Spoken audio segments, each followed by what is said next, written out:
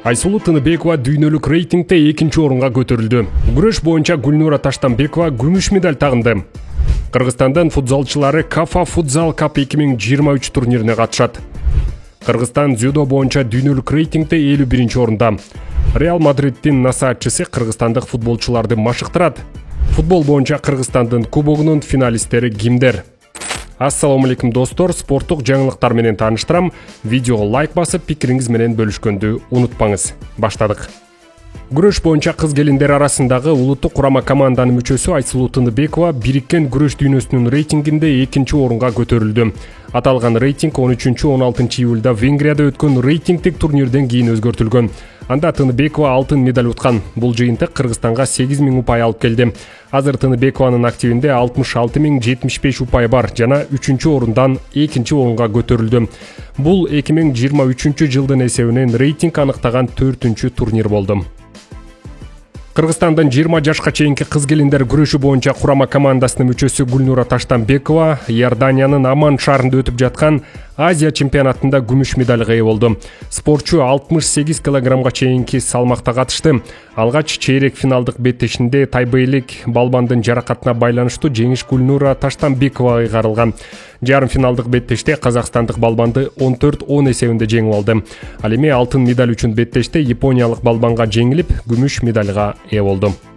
Футзал боюнча курама командалар арасында алгачкы ирет Кафа Футзал Кап турнири өтөт. Анда Кыргызстандын футзалчылары турнирде күчүн сынайт. Ага Афганистан, Иран, Тажикстан, Кыргызстан, Түркмөнстан жана Өзбекстан катышат.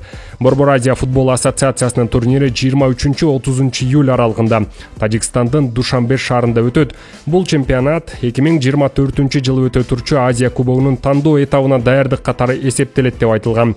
Футзалчыларга ийгилик каалайбыз.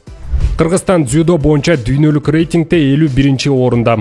Кыргызстандын дзюдо боюнча курама командасы дүйнөлүк рейтингде 9965 упай менен 51-нчи орунда турат. Бизден өйдөңкү сапта Египет орун алса, төмөнкү сапта Швециянын командасы ээлеген. Рейтингдеги алдыңкы бештикке Япония, Франция, Нидерландтар, Бразилия жана Германия кирет. Өзбекстан 8-нчи, Азербайжан 12-нчи орун, Казакстан 14-нчи орунда, Тажикстан 34-нчи орунда, ал эми Түркмөнстан 71-нчи орунду ээлеген. Ал эми спортчулар арасындагы эң жакшы көрсөткүч 90 кг салмакта күрөшкөн Эрлан Шеровго таандык. Ал 2790 упай менен 15-нчи орунду ээлеген. Кыргызстандын белбоо күрөшү боюнча курама командасынын мүчөлөрү Астана шаарында өткөн дүйнө чемпионатында 13 медаль, 4 алтын, 1 күмүш, 8 коло медаль жеңишти. Кыз келиндер арасында эркин түрү боюнча 76 килограммдан жогорку салмак категориясында Айжан Анарбекова коло медальга ээ болду. Эркектер арасында эркин түрү боюнча 62 килограммга чейинки салмакта Толубай Шүкүров, 90 килограммга чейинки салмакта Бектуркан Кожомуратов жана 100 килограммга чейинки салмак категориясында Баястан Идирисов алтын медаль тагынышты. Ал эми 82 килограммга чейинки салмакта Мадаминбек Шаршиналы күмүш медальга ээ болду.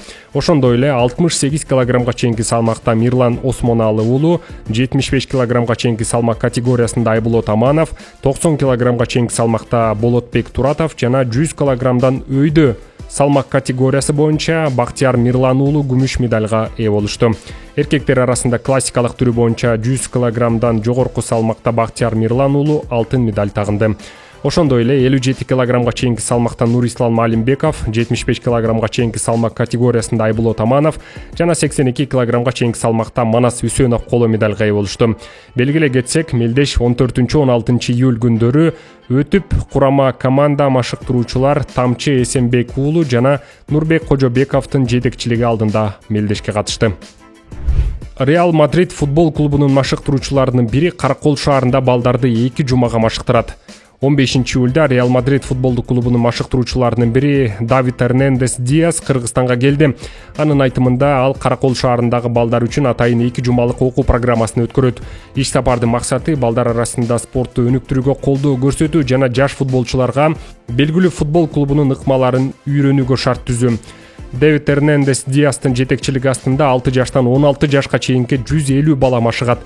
Өткөн дем алыш күнү футбол боюнча Кыргызстандын кубогунун беттештери өтүп, анда турнирдин финалисттери аныкталды. Экинчи жарым финалдык жолугушуунун жыйынтыгы боюнча Кара Балта командасын 1-0 эсебинде утуп алган Мурас Юнайтед турнирдин биринчи финалисти болду. Бул командалардын эки жарым финалдык жолугушууларынын суммасы 5-1 түздү. Дагы жарым финалдык жуп Алай менен Абдышатанын ортосунда болду. Биринчи жолугушуусу голсуз тең чыгуу менен аяктаган. Ош шаарында жооптук беттеш өтүп 1-1 эсебинде аяктаган. Конокто киргизген голдун аркасында Абдышатов финалга чыкты. Эми финалда Мурас Юнайтед менен Абдышатов беттешет. Чечүүчү оюн 31 августта болот. Азырынча кайсы шаарда өтөрү белгисиз. Такталбаган маалыматтар боюнча беттеш Бишкекте же Жалал Абад шаарында орун алат. Достор, биздин каналдан дагы кандай чыгарылыштарды көргүңүз келет? Сиздин оюңуз биз үчүн абдан маанилүү. Бөлүшө кетиңиз. Ден соолукта болуңуз, үй бүлөңүздө жакшылыктар болсун.